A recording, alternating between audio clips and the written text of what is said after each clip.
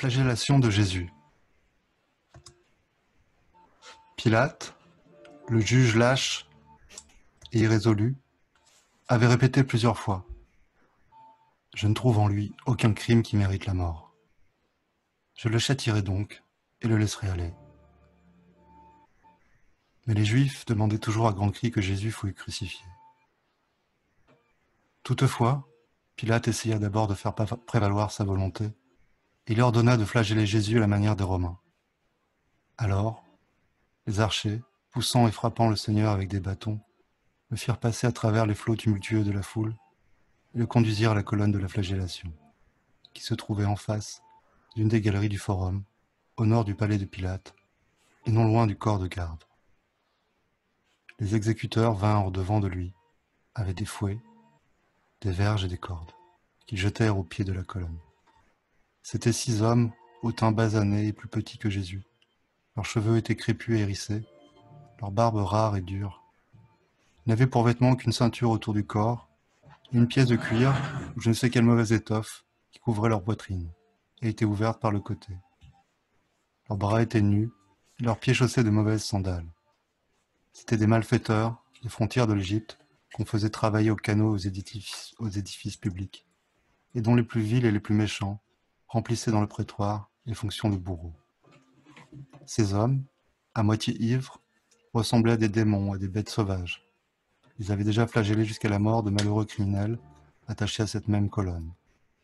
Ils frappèrent le Seigneur à coups de poing et avec des cordes, quoiqu'il se laissât conduire sans résistance, et le poussèrent brutalement vers la colonne.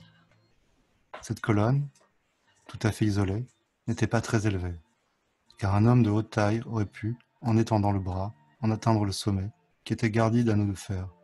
À moitié de sa hauteur se trouvaient aussi des anneaux et des crochets. On ne saurait exprimer avec quelle barbarie ces chiens furieux traitèrent le Sauveur. Ils lui arrachèrent le manteau dérisoire d'Hérode et le jetèrent presque par terre. Jésus tremblait, frissonnait devant la colonne. Il se dépouilla lui-même, avec ses mains enflées et sanglantes. Pendant que ces misérables poussaient et le tiraient en tous sens, il pria de la manière la plus touchante, et tourna un instant les yeux vers sa mère, qui se tenait, déchirée de douleur, avec les autres saintes femmes, à l'angle d'une des salles du marché. Puis, se retournant du côté de la colonne pour s'en servir comme d'un voile, car on l'avait forcé d'ôter jusqu'à la ceinture qui entourait ses reins. Il dit : « Détournez vos yeux de moi. » Je ne sais s'il prononça réellement ces paroles, mais je compris que Marie les avait entendues, car au même moment, je la vis tomber sans connaissance dans les bras des saintes femmes qui l'entouraient. La flagellation fut l'expiation spéciale du vice et de l'impureté. Le Sauveur embrassa la colonne, et les bourreaux, avec d'horribles imprécations, lièrent ses mains élevées en l'air à l'anneau qui était au sommet. Ils tendirent tellement ses bras en haut que ses pieds, fortement attachés, au bas de la colonne, touchaient à peine la terre. Le Saint des Saints fut ainsi lié dans une affreuse unité à la colonne d'ignominie, et 2 de ces furieux, altérés de son sang, se mirent à fouetter son corps sacré de la tête aux pieds. Les verges dont il se servait d'abord semblaient être de bois blanc flexible. Peut-être étaient-ce des nerfs de bœuf ou des lanières d'un cuir et blanc. Notre Seigneur et Sauveur, le Fils de Dieu et vrai homme, gémissait et se tordait comme un ver sous les coups de ses scélérats. Il poussait de profonds soupirs et ses gémissements doux et sonores se faisaient entendre comme une prière touchante au milieu des sifflements des coups de fouet. De temps en temps, les clameurs du peuple et des pharisiens venaient, comme une sombre nuée d'orage, étouffer ces plaintes douloureuses et pleines de bénédictions. La populace criait : « Faites-le mourir, crucifiez-le !» Pilate était encore en pourparlers avec le peuple, et quand il voulait lui adresser quelques paroles, une trompette sonnait pour commander le silence. Alors, on entendait de nouveau le bruit des fouets, les gémissements de Jésus, les imprécations des archers et le bêlement des agneaux qu'on lavait non loin de là dans la piscine probatique. Il y avait, dans ce bêlement plaintif, des agneaux qui se mêlaient aux plaintes du Sauveur, quelque chose de singulièrement touchant. Des soldats romains étaient postés en différents endroits. Le peuple juif se tenait à quelque distance du lieu de la flagellation. Beaucoup de gens de la populace allaient et venaient auprès de la colonne. Les uns gardaient le silence, d'autres insultaient le Seigneur. Quelques-uns se sentirent touchés. et il semblait qu'un rayon partant de Jésus venait jusqu'à eux. Je vis d'infâmes jeunes gens, presque nus, qui préparaient des verges fraîches près du corps de garde, d'autres allaient chercher des branches d'épines. Quelques archers, des princes, des prêtres, vinrent trouer les exécuteurs et leur donnèrent de l'argent. On leur apporta aussi une cruche pleine d'une liqueur rouge et épaisse dont ils burent jusqu'à s'enivrer et même jusqu'à tomber en frénésie. Au bout d'un quart d'heure, les 2 bourreaux qui flagellaient Jésus furent remplacés par 2 autres. Le corps du Sauveur était couvert de taches noires, bleues et rouges, et le sang sacré coulait en abondance. Les insultes, les moqueries se faisaient entendre de tous côtés. La nuit avait été extrêmement froide, et le ciel était resté couvert durant toute la matinée. Il était même tombé un peu de grêle au grand étonnement du peuple. Le second couple de bourreaux fondut sur Jésus avec une nouvelle rage. Ils frappaient avec des branches d'épines, garnies de nœuds et de pointes. Leurs coups déchiraient le corps sacré du Sauveur. Son sang jaillit de tous les côtés, et les bras des bourreaux en furent arrosés. Jésus, dans son angoisse, priait, gémissait et tremblait. Plusieurs étrangers, montés sur des chameaux, vinrent à passer sur le forum, lorsque le peuple leur eut nommé celui qu'on tormentait de la sorte. Ils furent saisis de compassion et d'effroi. Parmi ces voyageurs, les uns avaient reçu le baptême de Jean, les autres avaient entendu le sermon sur la montagne. Cependant, les clameurs ne cessaient pas devant la maison de Pilate. 2 nouveaux bourreaux frappèrent le Seigneur avec des fouets. C'étaient de petites chaînes ou des lanières figées au bout d'un manche de fer et terminées par des crochets de même métal qui s'enfonçaient dans la chair et en arrachaient des lambeaux. Hélas, hélas, qui pourrait décrire cet horrible et lamentable spectacle? Ils n'avaient, cependant, point encore assouvi leur rage. Ils délièrent Jésus et l'attachèrent de nouveau, le dos contre la colonne. Mais comme il était épuisé, au point de ne pas pouvoir se tenir debout, ils lui passèrent des cordes autour de la poitrine, sous les bras et au-dessous des genoux, et lièrent ses mains derrière la colonne. Alors, les bourreaux se jetèrent sur lui comme des chiens enragés. L'un d'eux le frappa au visage avec une verge plus flexible. Le corps de Jésus n'était plus qu'une plaie. Ils regardaient ces bourreaux avec des yeux pleins de sang, comme pour demander miséricorde. Mais leur rage augmentait toujours, tandis que les gémissements du Seigneur devenaient de plus en plus faibles. L'épouvantable flagellation dura 3 quarts d'heure. Quand un humble étranger, parent de Ctésiphon, l'aveugle né guéri par Jésus, se précipita sur la colonne avec un couteau en forme de faucille et cria d'une voix indignée : « Arrêtez ! Ne frappez pas cet innocent jusqu'à le faire mourir. » Alors les bourreaux ivres s'arrêtèrent saisis d'étonnement. Il coupa rapidement les cordes qui liaient le Seigneur et qui s'étaient attachées tout ensemble derrière la colonne. Puis il se perdit dans la foule. Jésus tomba évanoui, au pied de la colonne, sur le sol et tout baigné de son sang. Les bourreaux le laissèrent là sans le relever, et se mirent à boire après avoir appelé à l'aide, qui était occupé dans le corps de garde à tresser la couronne d'épines.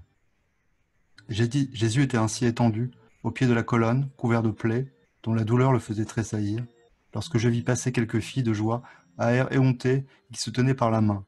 Elles s'arrêtèrent un instant et le regardèrent avec dégoût. À leur approche, il ressentit dans toutes ses plaies un redoublement de souffrance. Il leva vers elles sa face douloureuse. Elles s'éloignèrent aussitôt, et les soldats leur adressèrent en riant des paroles indécentes. Plusieurs fois, durant la flagellation, je vis des anges en pleurs autour de Jésus. J'entendis la prière par laquelle il s'offrait à son Père pour les péchés des hommes, au milieu des tortures que lui causait cette grêle de coups dont il était accablé. Tandis qu'il baignait dans son sang, au pied de la colonne, je vis un ange le soulager. Il me sembla qu'il lui présentait quelque chose de lumineux. Enfin, les archers s'approchent de lui et le poussent du pied et avec des bâtons, lui disant de se relever, qu'ils n'ont pas encore fini avec leur roi. Jésus se traîne par terre pour saisir sa ceinture qui se trouve à quelque distance. Mais ces misérables poussent de tous côtés, avec leurs pieds en ricanant, et le pauvre Jésus est obligé de ramper, comme un ver de terre, pour atteindre sa ceinture, dont il veut couvrir ses flancs déchirés. Il le force, encore, à coups de pied et de bâton, de se remettre sur ses jambes chancelantes.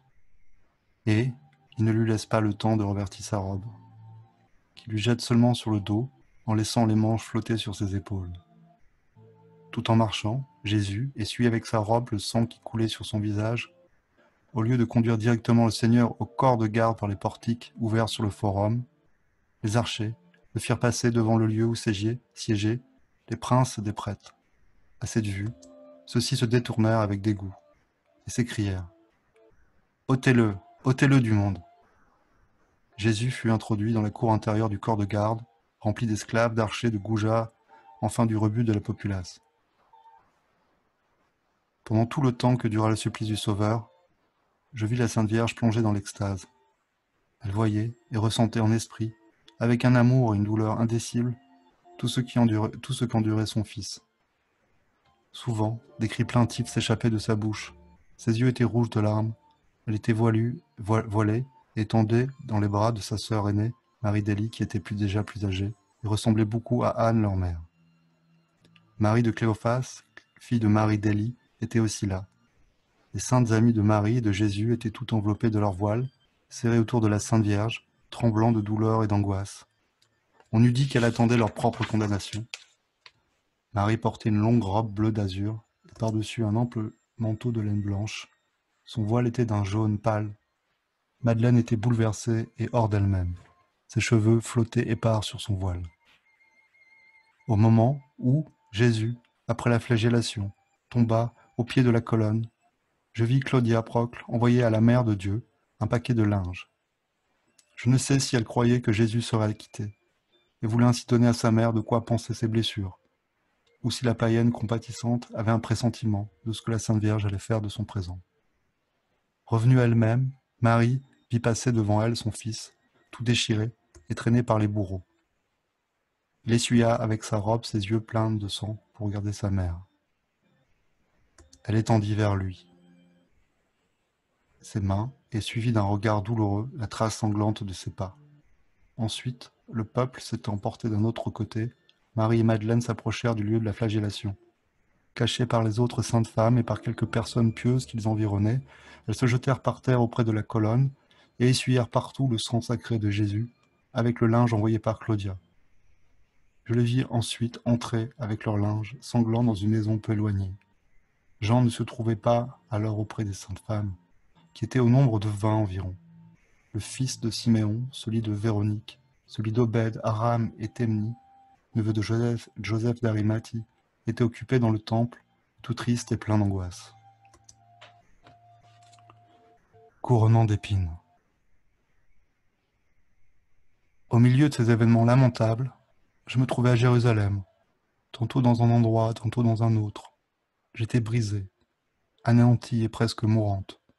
Pendant qu'on flagellait mon époux bien-aimé, j'étais assise à un endroit de la place où aucun juif n'osait venir de peur de se souiller. Pour moi, ce n'était pas ce que je craignais. Je désirais au contraire qu'une seule goutte de son sang jaillisse sur moi pour me purifier. J'étais si malade et tellement accablé de douleur qu'il me semblait que j'allais mourir. Je ne pouvais pas secourir Jésus, je ne pouvais pas arrêter le cours des événements, et j'éprouvais pour mon Sauveur une compassion telle que je tremblais, je gémissais pour mon Sauveur. À chaque coup qui lui était porté, et je m'étonnais fort qu'on ne me chassât pas. Bientôt j'entendis les railleries des bourreaux qui tressaient la couronne d'épines et qui en essayaient les pointes en riant. J'étais tellement accablé de douleur et d'angoisse que je ne pouvais plus ni pleurer ni me soutenir. Je voulais pourtant me traîner jusqu'à l'endroit où le Seigneur devait être couronné d'épines. Pendant la flagellation de Jésus, Pilate avait souvent parlé au peuple. Une fois on avait crié « Il faut le retrancher du monde, dussions-nous tous mourir après lui ». Lorsqu'on emmena le Seigneur pour lui mettre la couronne d'épines, on cria de nouveau « Ôtez-le, ôtez-le du monde ». Il arrivait à chaque instant de nouvelles troupes de Juifs qui, excités par les agents des princes et des prêtres, répétaient cet épouvantable cri. Le couronnement d'épines eut lieu dans la cour intérieure du corps de garde, dont les portes étaient ouvertes. Il y avait là une cinquantaine de misérables de toute espèce, des goujats, des archers, des geôliers, des bourreaux, des esclaves. Le peuple se pressait d'abord autour de l'édifice, qui, bientôt, fut entouré d'un milieu de soldats romains, rangés en bon ordre, dont les rires et les plaisanteries excitaient l'ardeur des bourreaux, comme les applaudissements du public excitent celles des histrions. Les exécuteurs apportèrent au milieu de la cour un tronçon de colonne percé d'un trou et sur lequel ils mirent un escabeau très bas, qui couvrirent méchamment de cailloux. et de tessons de peau.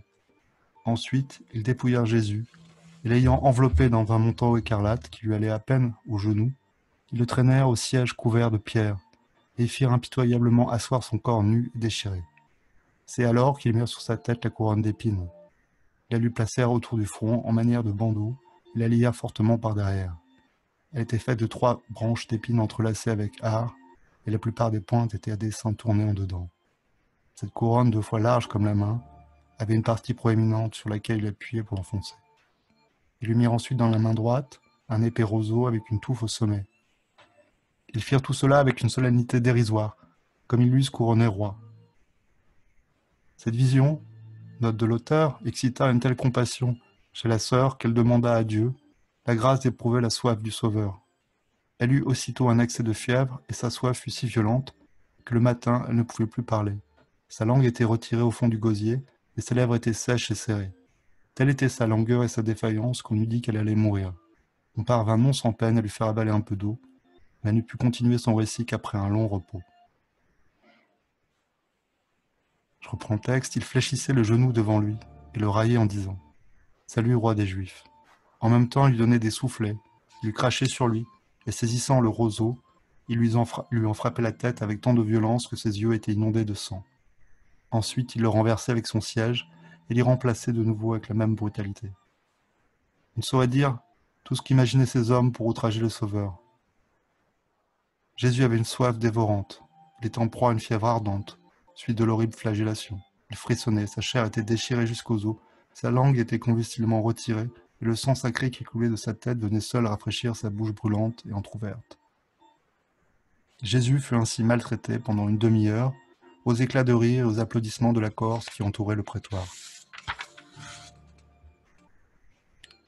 Ecce homo. Jésus fut enfin reconduit au palais de Pilate. Il avait encore le manteau rouge, la couronne d'épines sur la tête, et le sceptre de roseau entre ses mains enchaînées. Le Seigneur était méconnaissable, à cause du sang qui remplissait ses yeux et coulait le long de ses joues. Son corps était couvert de plaies, et marchait courbé et chancelant. Quand il arriva devant Pilate, cet homme cruel frémit d'horreur et de pitié. Il fut même contraint de s'appuyer sur un de ses officiers. Comme le peuple et les prêtres continuaient leurs clameurs et leurs insultes, il s'écria « Le démon des Juifs est si cruel qu'on ne pourra point dans l'enfer tenir auprès de lui ?» Jésus monta péniblement l'escalier du palais, et Pilate, s'étant avancé sur la terrasse, fit sonner la trompette pour annoncer qu'il voulait parler, et dit aux princes des prêtres et à tous les assistants « Voici que je l'amène devant vous, pour que vous sachiez que je ne vois en lui rien qui mérite la mort. » Jésus fut conduit par les bourreaux sur la terrasse, auprès de Pilate, de sorte que le peuple rassemblé sur le forum pouvait le voir. Il y eut d'abord un mouvement d'horreur, bientôt suivi d'un silence lugubre, à l'aspect terrible et déchirant du Fils de Dieu, tout sanglant sous sa couronne d'épines, et abaissant ses yeux pleins de sang sur les flots du peuple. Alors Pilate, s'approchant de lui, lui montra du doigt et dit aux Juifs « Voilà l'homme !» Les princes, des prêtres et les membres du Sanhédrin étaient saisis de rage à l'aspect de Jésus, l'implacable miroir de leur conscience, et tous criaient « Crucifiez-le, crucifiez-le !» N'en avez-vous pas assez, dit Pilate. Il a été traité de manière à ne plus avoir le désir d'être roi. Mais ils criaient de plus en plus fort, et tout le peuple criait avec eux. Qu'on l'ôte du monde, qu'on le crucifie. Alors, Pilate fit de nouveau sonner de la trompette et dit « Prenez-le vous-même, et crucifiez-le.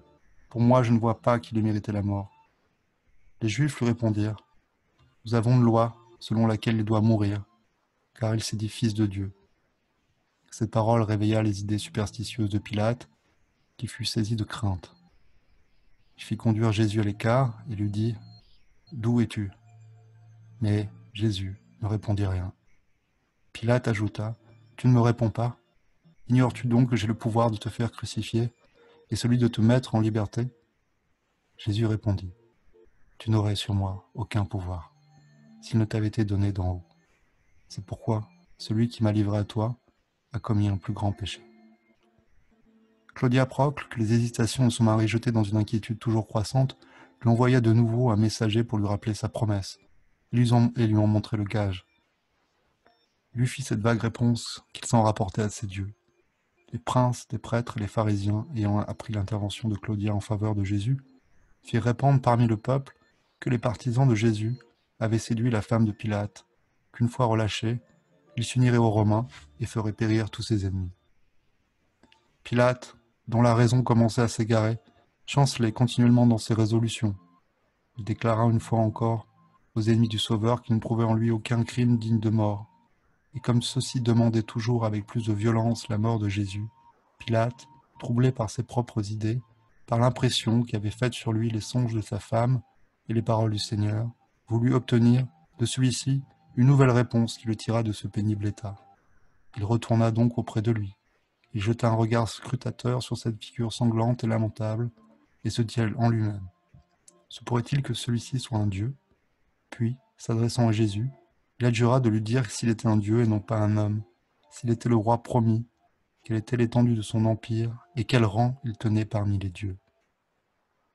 Je ne saurais reproduire que le sens de la réponse de Jésus. Le Seigneur lui parla avec une imposante gravité. Il lui dit quel roi il était, quel était son royaume. Il lui fit voir ce qu'est la vérité et l'état effrayant de son âme. Il lui prédit le sort qui l'attendait et sa fin misérable dans l'exil. Il ajouta que le Fils de l'homme viendrait un jour prononcer sur lui un juste jugement. Pilate, moitié irrité, moitié effrayé, des paroles du Seigneur, revint sur la terrasse et dit de nouveau qu'il voulait relâcher Jésus. Mais les Juifs criaient: si vous le délivrez, vous n'êtes point ami de César. Quelques-uns criaient qu'il accuserait auprès de l'empereur d'avoir troublé leur fête, qu'il fallait en finir, qu'elle devait être rendue au temple à 10 heures. Le cri qu'il soit crucifié retentit de toutes parts, jusque sur les terrasses des maisons, où beaucoup de monde s'était placé.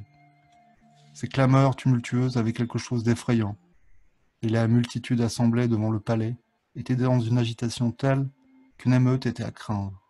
Pilate, voyant qu'il ne gagnait rien, et que le tumulte augmentait toujours, prit de l'eau et se lava les mains devant le peuple, disant: je suis innocent de ce sang de ce juste. Voyez vous-même. Le peuple entier répondit d'une voix: que son sang retombe sur nous et sur nos enfants.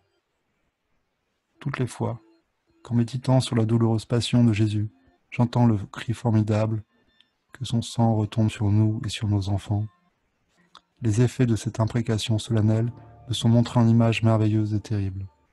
Il me semble voir au-dessus du peuple, vociférant, un ciel sombre, couvert de nuages rouges comme du sang et d'où partent des verges et des glaives de feu. Les foudres de cette malédiction semblent pénétrer jusqu'à la moelle des os et atteindre jusqu'aux enfants dans le sein de leur mère. Tout le peuple me paraît enveloppé de ténèbres. L'horrible cri sort de leur bouche sous la forme d'un feu livide, dont les flammes se réunissent au-dessus de leur tête pour retomber ensuite sur eux, pénétrer profondément dans quelques-uns et voltiger passagèrement sur quelques autres. Ces derniers sont ceux qui se convertirent après la mort de Jésus. Leur nombre fut considérable, car, pendant tout le temps de la Passion, Jésus et Marie ne cessèrent de prier pour le salut des bourreaux. Lorsque, pendant de telles visions, ma pensée se porte sur le peuple et les juges, sur le Seigneur et la Sainte Vierge, tout ce qui passe dans leur âme m'est montré en image. Je vois une foule innombrable de figures diaboliques, symboles d'autant de vices, s'abriter parmi la multitude. Je les vois parler à l'oreille des Juifs, entrer dans leur bouche, les exciter contre Jésus, puis s'évanouir, épouvantés de sa bonté, de sa douceur et de sa patience. Il y a, dans tous leurs efforts, quelque chose de désordonné et de désespéré. C'est une activité insensée qui se détruit d'elle-même. De même, je vois les anges entourer Jésus, Marie et le petit nombre des saints qui se trouvent là. Leur forme et leurs vêtements diffèrent selon leur ministère. Ils représentent la consolation, la prière, l'onction, toutes les œuvres de miséricorde. Je vois sortir de la bouche de ces apparitions des voix consolantes et menaçantes, sous forme de rayons lumineux, diversement colorés. Souvent aussi je vois les mouvements de l'âme, les souffrances intérieures, en un mot, tous les sentiments se montrer à travers la poitrine et tout le corps, sous mille formes ténébreuses ou lumineuses. Je comprends alors toutes ces choses, mais elles ne sauraient s'exprimer. Et d'ailleurs, je suis si malade, si accablé par la douleur que me causent mes péchés et ceux de tous les hommes, je me sens l'âme tellement navrée par la souffrance de notre Seigneur, que j'ignore comment je puis mettre tant soit peu d'ordre dans mes récits. Beaucoup de ces choses, en particulier les apparitions d'anges et de démons, racontées par d'autres personnes qui ont des visions de la Passion, sont des vues intérieures et symboliques de cette nature, qui varient selon l'état d'âme de celui qui en est favorisé. De là, des contradictions nombreuses parce qu'on oublie ou qu'on omet beaucoup de détails. Pilate, qui se souciait peu de connaître la vérité, et qui cherchait seulement un expédient, était plus irrésolu que jamais. Sa conscience lui disait « Jésus est innocent ». Sa femme lui disait « Jésus est un saint ». Mais sa superstition disait « C'est un ennemi de tes dieux ». Sa lâcheté enfin ajoutait « C'est un dieu, il se vengera ». Il était hérité de ce que Jésus, qui ne pouvait pénétrer, lui avait révélé ses crimes les plus secrets, de ce que celui qui les avait fait battre de verge et qu'il pouvait crucifier lui avait prédit une fin misérable, de ce que cette bouche que personne n'avait jamais pu accuser de mensonge l'avait cité devant son tribunal au jour du jugement. Tout cela a blessé son orgueil, mais comme jamais, un sentiment unique ne pouvait dominer cet esprit vacillant. Les paroles du Seigneur l'avaient en même temps rempli de terreur, et il avait fait un dernier effort pour le délivrer. Cependant, à la menace des Juifs de l'accuser auprès de l'empereur, sa lâcheté se manifesta sous une forme nouvelle. La crainte du roi de la terre l'emporta sur la crainte de celui dont le royaume n'est pas de ce monde.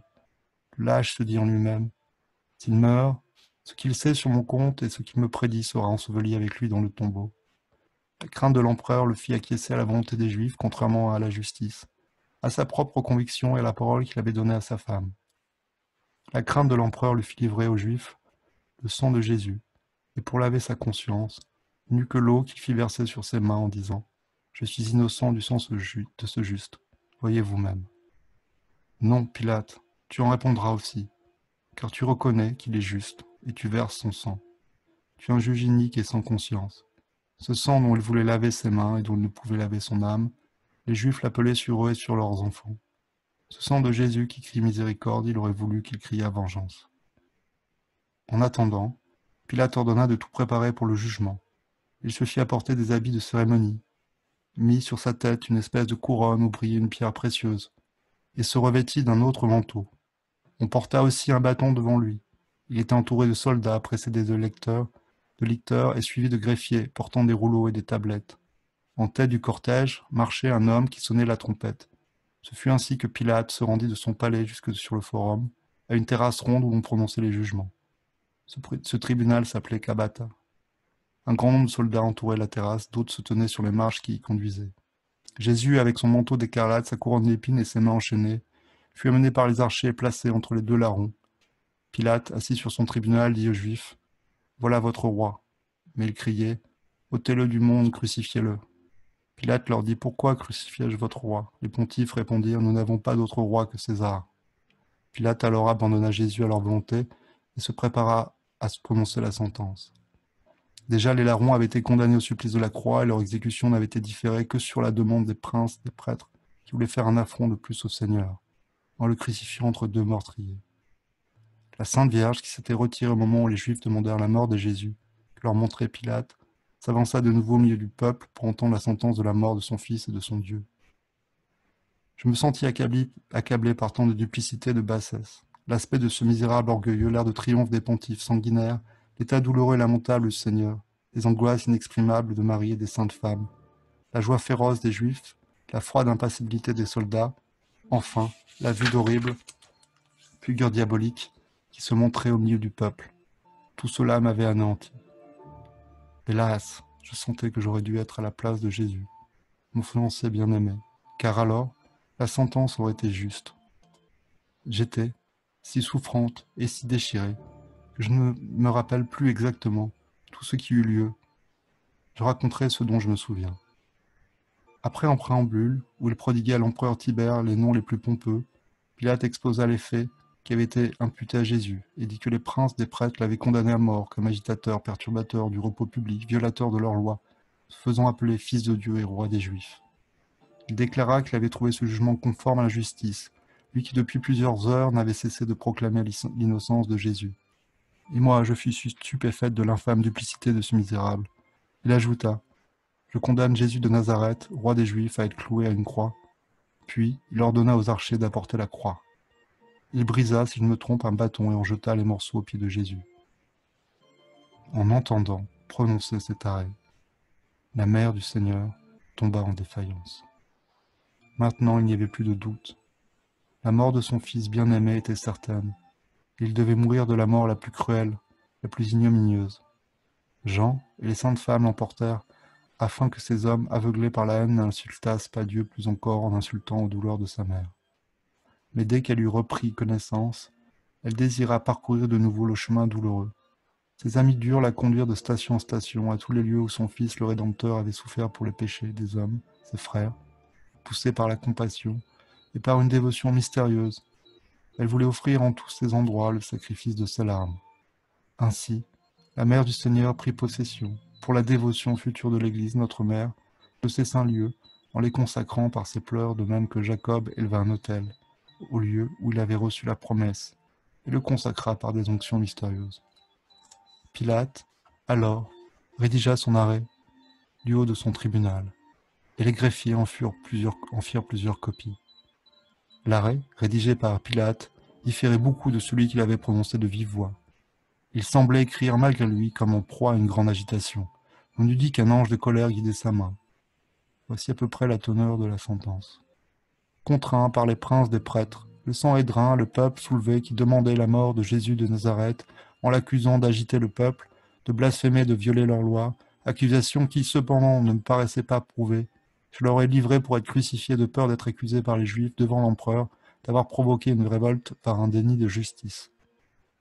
Le jugement, dont fit plusieurs copies, fut envoyé en différents lieux. Ensuite, Pilate écrivit l'inscription de la croix en 3 lignes sur une tablette de couleur foncée. Les princes des prêtres étaient peu satisfaits de la rédaction du jugement. Ils s'élevèrent aussi contre l'inscription de la croix et dirent à Pilate : « N'écrivez point roi des Juifs. » Mais il s'est dit le roi des Juifs. Pilate leur répondit avec irritation : « Ce que j'ai écrit est écrit. » Alors, ils voulurent que la croix du Christ ne s'élevât pas plus haut au-dessus de la tête que celle des 2 larrons. Mais, comme cependant l'inscription à placer exigeait qu'elle eût plus d'élévation, ils demandèrent à Pilate de supprimer l'inscription, qu'ils regardaient comme une insulte à leur honneur. Mais Pilate n'écouta pas leur demande et ils se virent contraints d'allonger la croix, en y adaptant un morceau de bois pour placer l'inscription. Ensuite, par suite de diverses circonstances, la croix reçut la forme symbolique sous laquelle je l'ai souvent contemplée. Les 2 bras s'écartant du tronc en s'élevant comme les branches d'un arbre, et la croix elle-même ressemblait à un Y, dont le trait inférieur serait prolongé jusqu'à la hauteur des 2 autres. Les 2 bras étaient plus minces que le tronc, dans lequel ils s'enfonçaient. Au pied de la croix, on avait assujetti un bloc de bois pour la soutenir. Lorsque Pilate eut prononcé l'arrêt inique, Claudia Procle lui renvoya son gage et se sépara de lui pour toujours. Le soir, je la vis quitter secrètement le palais de son époux pour se réfugier auprès des amis de Jésus. On la cacha dans un souterrain sous la maison de Lazare à Jérusalem. Lorsque la sentence eut été prononcée, Jésus fut de nouveau livré à ses implacables bourreaux. On apporta ses vêtements, qui lui avaient été ôtés chez Caïphe. Je pense que des hommes compatissants les avaient lavés, car ils étaient propres. Les archers lui délièrent les mains pour pouvoir l'habiller. Ils lui arrachèrent brusquement le manteau d'écarlate et rouvrirent par là beaucoup de ses blessures. Il mit lui-même le bandeau qui servait à couvrir ses reins, et ils lui jetèrent son scapulaire sur les épaules. Comme la large couronne d'épines empêchait qu'on lui passât la tunique sans couture tissée par sa mère, ils la lui arrachèrent, et toutes les blessures qu'il avait à la tête saignèrent de nouveau, avec des douleurs indicibles. Après sa tunique, ils lui mirent sa robe de laine blanche, sa large ceinture et son manteau. Enfin, ils lui attachèrent au milieu du corps la chaîne de fer qui unissait les cordes avec lesquelles il le traînait. Tout cela se fit avec une brutalité révoltante et au milieu des insultes et des coups. Les 2 larrons se tenaient l'un à droite et l'autre à gauche de Jésus. Ils avaient une chaîne autour du cou et leurs mains étaient liées. Pour tout vêtement, ils ne portaient qu'une ceinture autour des reins et une tunique sans manches. Ils étaient couverts de meurtrissures livides produites par leur récente flagellation. Celui qui s'y convertit par la suite était déjà calme et pensif. L'autre était effronté et furieux. Il se joignit aux archers pour accabler d'insultes et d'imprécations Jésus, qui les regardait avec amour et offrait pour leur salut toutes ses souffrances. Les bourreaux étaient occupés à rassembler les instruments du supplice, et tout se préparait pour cette marche douloureuse et cruelle, dans laquelle le Sauveur devait porter tous les péchés du monde, avant de verser de son corps sacré, comme d'un calice, son sang divin en expiation. Anne et Caïphe, après avoir reçu de Pilate quelques rouleaux de parchemin renfermant des copies de jugement, se rendirent en toute hâte au temple, où ils purent à peine arriver à temps. Ainsi, Les princes des prêtres se séparaient du véritable agneau pascal pour aller immoler et manger dans le temple de Pierre l'agneau figuratif. Et ils laissaient des bourreaux infâmes conduire à l'autel de la croix l'agneau de Dieu qui aurait encore voulu poursuivre de leur calomnie insensée. Ils s'étaient bien gardés de contracter quelques impuretés extérieures, tandis qu'ils laissaient la colère, la haine et l'envie souiller leurs âmes. Que son sang retombe sur nous et sur nos enfants, avait-il dit. Et par ces paroles, ils avaient accompli la cérémonie qui exigeait que le sacrificateur mît la main sur la tête de la victime. Là, se séparaient les deux routes dont l'une conduisait à l'autel de la loi, l'autre à l'autel de la grâce. Pilate, l'homme orgueilleux et irrésolu, tremblant devant Dieu, adorant les idoles, adulateur des puissances mondaines pour régner dans le temps, au prix de sa perte éternelle. Pilate prit entre les deux routes et retourna à son palais, entouré de sa garde et précédé par les trompettes. Le jugement inique fut rendu vers 10 heures du matin.